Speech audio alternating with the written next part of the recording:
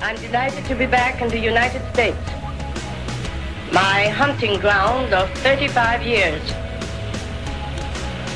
the country where I had my innings in the social and economic struggle, and where I decided to devote myself to the presentation of anarchism, a social philosophy which aims at the emancipation, economic, social, political, and spiritual of the human race.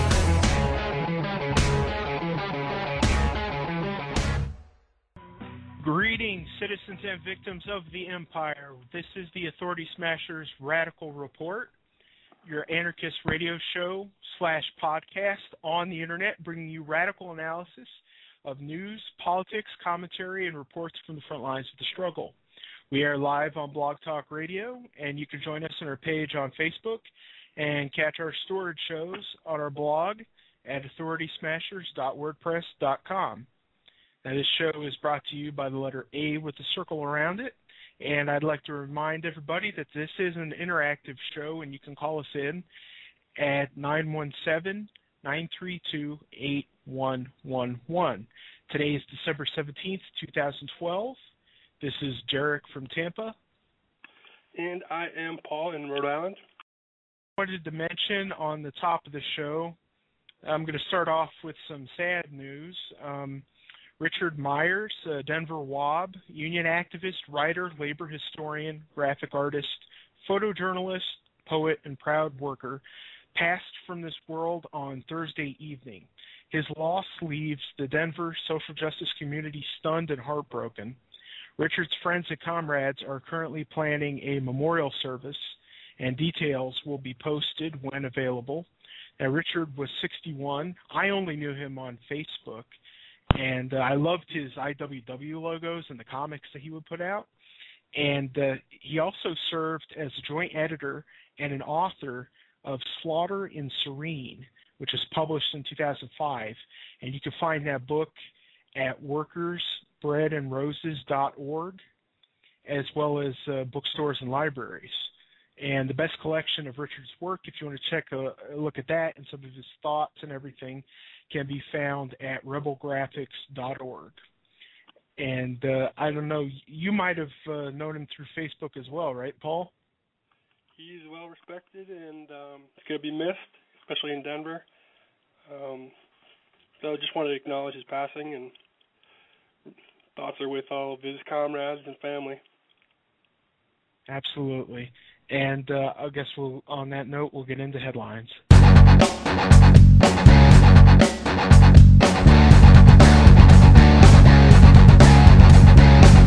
Saturday in a referendum on a controversial draft constitution. According to unofficial preliminary results, the document passed the first round with 57% of the vote, with a turnout of just 31%. A second round is scheduled for this Saturday in remaining areas. A coalition of human rights groups has called for a revote, citing thousands of complaints of violations at the polls, including a lack of full judicial supervision. At a news conference, Khaled Dawood of the opposition National Salvation Front accused authorities of rigging the outcome, and I think that's a safe bet. And I want to call him Mubarak, but I was just thinking of Morsi is just pulling the same shit here, and really, you know, it's another face of the same ruling class dictatorship. Hey, I don't know if you've noticed, but there's two ways of spelling Morsi, one with an I and one with a Y out there. I've noticed that. And like, can we just come to, can we just decide on one of those? I don't want to have another Gaddafi where got like 7 different ways to spell the guy's name. You don't know what letter it starts with. Let's have one spelling of a person's name. But also, we have protests were held around the world Friday to call attention to labor practices at the retail giant Walmart. Workers in the U.S. and 9 other countries rallied at Walmart stores and subsidiaries to denounce the company's alleged attempt to silence workers seeking to unionize and reform working conditions. Aside from the United States, the demonstrations took place in Argentina, Brazil, Chile, Nicaragua, Canada, Britain, South Africa, Zambia, and India. Yeah, I've been covering a lot of the news out of Walmart, especially the fire and the reaction to that and the connections between Walmart and Sears and other companies that used that factory that caught fire. Yeah, they initially, like Walmart was like, we have nothing, like we don't know anything about this, and it's been proven that not even a few months ago they had Walmart people there saying, you got to cut this corner there, or else, we'll go with the other guy across the street, that kind of. A lot of these U.S. corporations, they're really just a brand that organizes different foreign subsidiaries to produce the stuff for them. And like Nike doesn't produce anything really. They just contract out to some, scumbag company in Vietnam or something to produce the shoes that's cheaper than anybody else will, and then they're like a marketing company. Yeah, that is very interesting. The same thing like with Apple, and how Apple, Nintendo, and Sony, and all these companies are just all made out of the same factory. Yet we're thought to we're meant to think that all these products are made by these separate companies. Yeah, Apple's another really good example. Yeah, and I wanted to get into this HSBC settlement. I think they agreed to pay a reported $1.9 billion fine to avoid money laundering charges in the U.S. Now, this is a banking giant here, one of the big banks. Let's see, a Senate report earlier found that Mexican drug cartels and firms allegedly linked to terrorism obtained financial services from HSBC, which it said provided a, quote, gateway for terrorists to gain access to U.S. dollars and the U.S. financial system. And they also said that the bank reportedly supplied $1 billion to a firm whose founder had ties to Al-Qaeda and shipped billions in cash from Mexico to the U.S. despite warnings that the money was coming from drug cartels. And, of course, this is because of HSBC's status as one of the world's largest banks. State and federal officials reportedly agreed to seek the fine over concerns that criminal charges would have hurt the global financial system. And, of course, the New York Times pointing the obvious here, called the settlement was bringing up and reinforcing the questions of whether certain financial institutions, having grown so large and so interconnected, are too big to indict. And I think that's what's really pissing a lot of people off. I've been watching a lot of the coverage of this, and I think it comes to mind, and I think people can see kind of a radical analysis of why and who goes to jail and who doesn't. And Proudhon had this great quote that I want to paraphrase, that laws are spider webs for the rich and mighty, steel chains for the poor and weak, fishing nets in the hands of government. And, it just goes to show that, crime is actually the result of capitalist society. And the crimes committed by the powerless are enforced for social control, not for accountability or this bullshit about rehabilitating, criminals.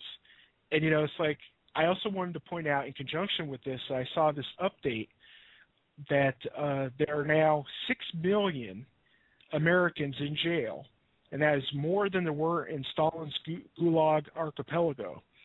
And, it's like people like the bankers at HSBC will never see a day in jail because they function within and according to the framework of capitalism. And that's something that I think more and more people take. And I guess some people get into the crony capitalism arguments, but it's just like this is the framework that it functions in. And, and when you look at criminals, it's like our society is controlled by an oligarchy of big criminals who steal and kill on a scale the individual will never be able to achieve, yet the individual gets the book thrown at him if you sell some pot or you steal a loaf of bread. Yeah, I think there is a tension between how much corruption you can get away with before it becomes like a fetter to to the economy if everybody's palms have to be greased, or if everybody's above the law. Like, I mean, just think about the difference between Mexico and the U.S. That's a good point. A lot of when you go to Mexico as a businessman, it's a different social setting and there's different expectations than you might have in the U.S. So I think there's if you're the banker at HSBC, you want to get a get out of jail free card, but if at the banking sector as a whole, probably would prefer. I mean, not that. You know what I mean? If as an institution they need some structure to it where law actually means something. And we've seen more and more that when it comes to even contracts, the law is completely broken down, where only some contracts are enforced, and contracts actually mean nothing at this point when you look at the foreclosure crisis.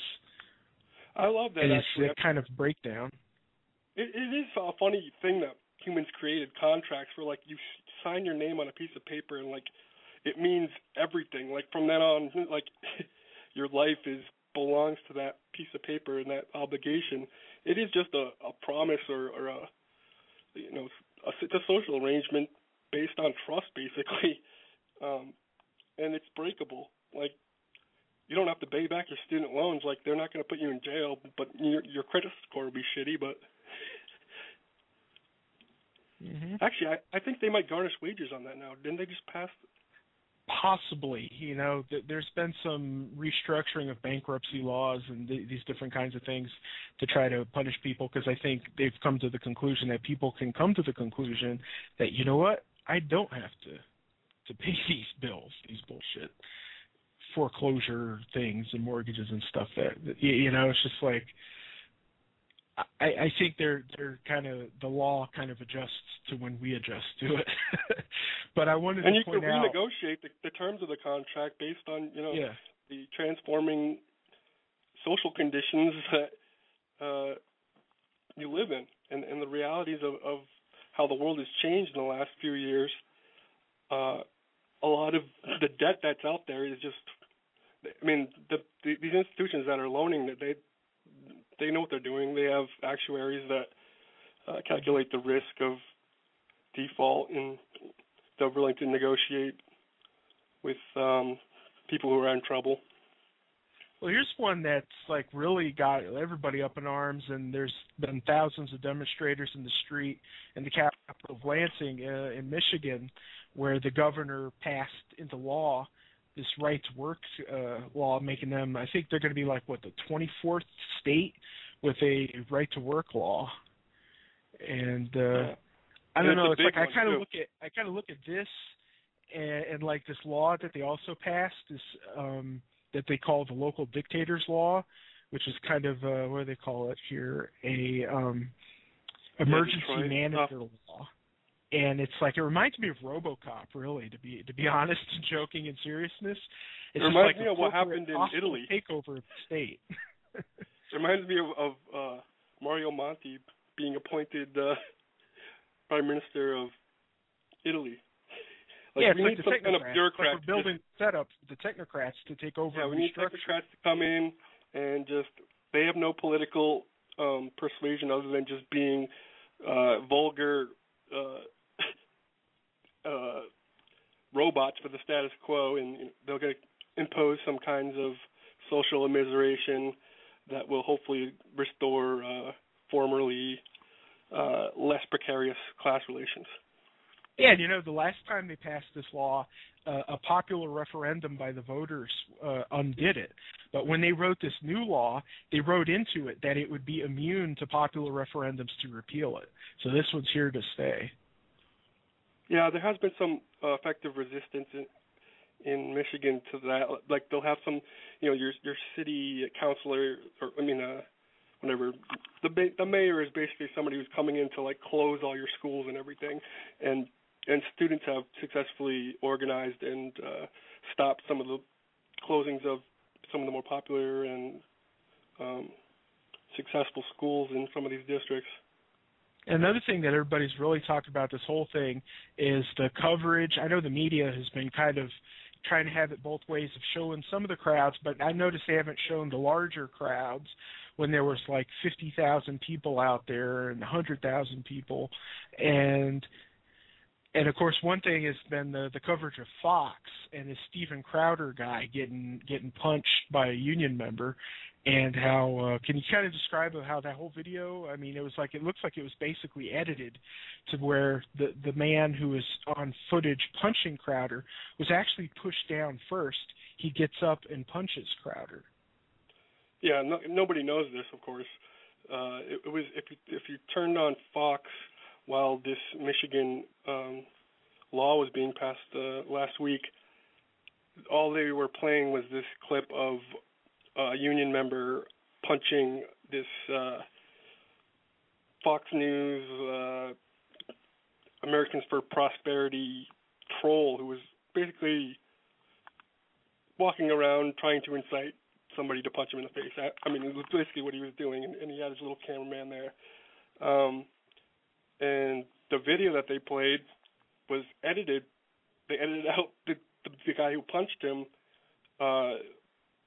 It looked like it was Crowder himself, I would guess, pushed him to the ground, or there was something that made the guy fall down. It's tough to see in the video, but it was they accidentally played the real video without the edited part out of it one time, and so we have this one unedited take of what happened and the guy getting up before he punched anybody. While Crowder yelled, "You just assaulted me, bro," or something like that, as he pushed him. Like it was just a total. But now, have you seen what Crowder has come out to say, where he challenged to fight the man?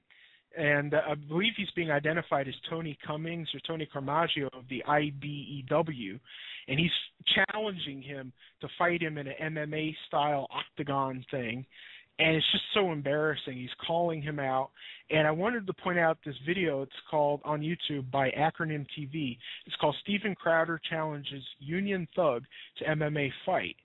And Dennis Trainer, in his commentary, he goes in and talks about this. And I think he makes some problematic points because I think he's reacting to the edited version. I'll give him points on that one, that he maybe hasn't seen that this was edited. But he calls the union member a union thug and denounces the violence and calls for Tony to turn himself in. Now, I was flabbergasted by his attack on this so-called union violence. And of course, he even trotted out the Chris Hedges cancer black bloc point. And I think that was totally unnecessary. Of course, he agrees with them.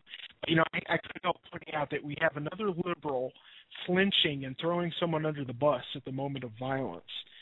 And, it was like I couldn't help it. It's like I've resisted making comments on YouTube, and this will get out there.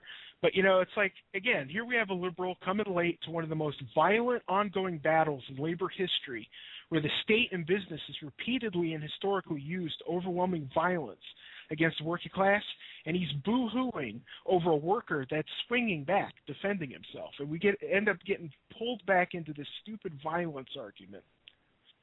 The thing that I hate about this is that you're letting the right-wing corporate media determine what's acceptable and what's not. Like,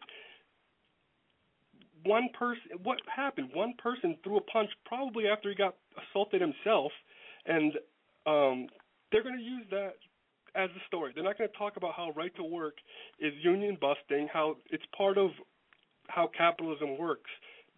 There's a constant war on workers by the class that owns the businesses and property that you're forced to labor on or be homeless. So without debating this issue at all, you just have – there's a thing I really hate about how conservatives determine their political orientations is it's so anecdotal. Like, you show one thing and it crystallizes for them like everything about – there's no – It's like, oh, there it is. We caught him. We have footage that proves everything we've ever said about unions. And the other thing is, if you're on the left, like, can you not? Really? I mean, being called a union thug is a compliment to me. Like, don't let them fucking tell you what's up. He's defending his right to collectively bargain with his fellow workers, and he's got corporate stooges running around with cameras. I mean, really? Yeah. Whatever. Let's get into the unfortunate shooting on Friday. I know everybody's been talking about this since it happened and ever since it popped up on Facebook, where we had 27 deaths, including 20 children and 6 adults and the shooter, and he also shot his mother before all this. And this is now the largest, second deadliest shooting after the Virginia Tech shooting. And I wanted to get some stats here from the Brady campaign real quick. And it just says that in 1 year, 31,593 people died from gun violence. And basically it's 12,179 people murdered, 466 people shot in an attack. And it goes on and on with suicide attempts being phenomenally large. And basically 1 million people have been killed since 1968, when Martin Luther King Jr. and Robert F. Kennedy were assassinated. And their data also says that since 2005, there have been a multiple victim shooting every 5.9 days in the United States. And it's just so incredible. And, of course, this is all coming into a mental illness versus gun control, culture war, God in school argument. And I want to point out, like, how 122 people have died this year in Oakland alone, and and that's from gun violence, and you can't pin that on the mentally ill rates, and it just doesn't add up. And it's just like with these regular mass shootings that occur, the chattering classes and the politicians wonder aloud how such senseless acts of gun violence could occur. And a lot of people have pointed out, myself included, that Obama, as a matter of foreign policy, has killed hundreds of children, the ages of the kids who were murdered. And, I don't doubt the president's emotions when he was crying, describing the tragedy, but, it's because he sees those children as humans. And, I think it's careful to point out that the pathology of war and the pathology of domestic mass murder are most likely linked, and you could probably make the best argument for that in the political and mental health of this country. And that both are sick, and we should be addressing this, but we're not going to, and we can't because of obvious reasons.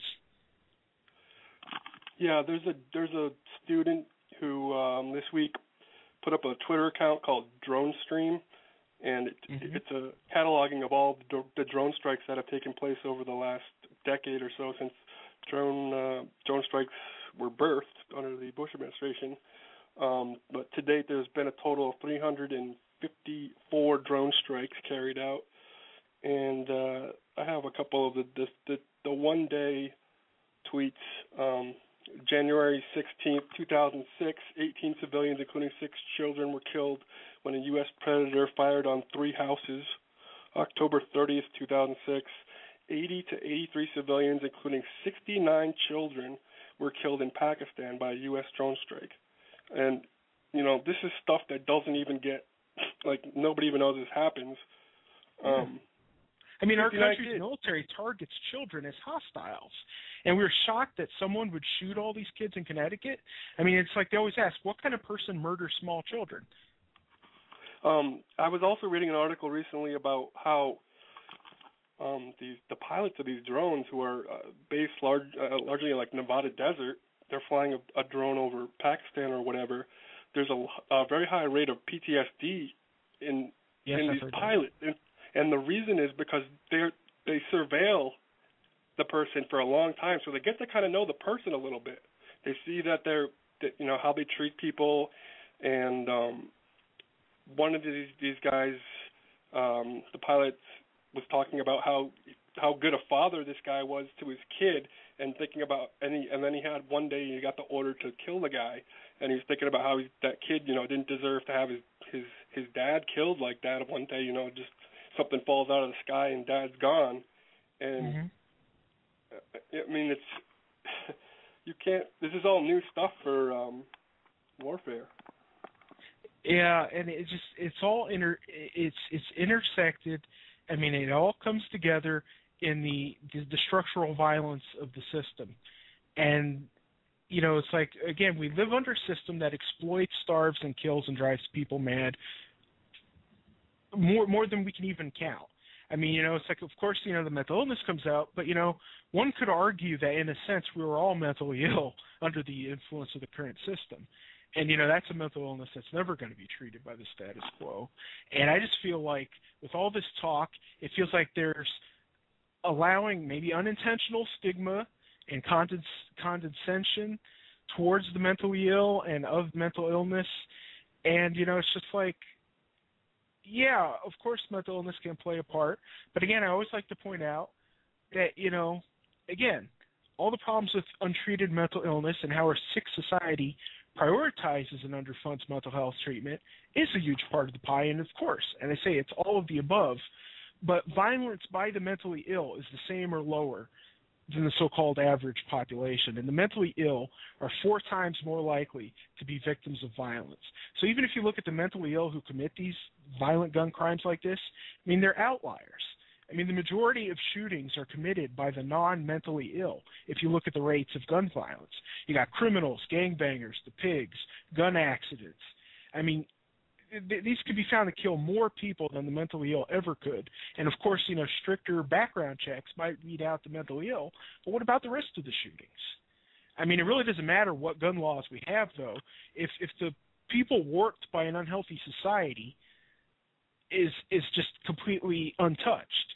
I mean, if we just ignore the underlying issues of structural violence that are the roots of these tragedies, I mean, we just think, oh, just there's evil and it's just like demons are causing it, or it's mental illness, or he was autistic, and you know, it's just like, but addressing the real structural problems brings up troubling implications because we have to address the violent system of capitalism that we live under. Yeah. And I don't think anybody's ready in the mainstream media to ever have that conversation, let alone the rest of us. When you think about the most disgust and just, you know, you hear the tired old arguments from both sides and nobody agrees, and who cares? Like, we're going to have the status quo on guns, basically. Like, maybe the Democrats will have a majority in Congress 10 years from now, and they'll pass, you know, some assault, you know, they'll close the gun show loophole or something. But to devote the amount of political bullshit to this and abortion, not that abortion isn't something that needs to be protected. Choice needs to be protected, and it's a real issue. But you're arguing about things that don't get to the economic. You know, you don't argue about whether property is something that should be distributed to people as, you know, should I be born on a planet where I don't have a place that I can stand that isn't owned by somebody else? You know, like, that's not something you would ever get to talk about. You get to talk about how, you know, gays are ruining marriage or something.